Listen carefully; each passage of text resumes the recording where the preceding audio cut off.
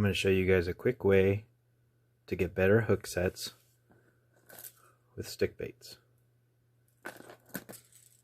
First, you're going to remove all the hooks like this. This one's already done. You're going to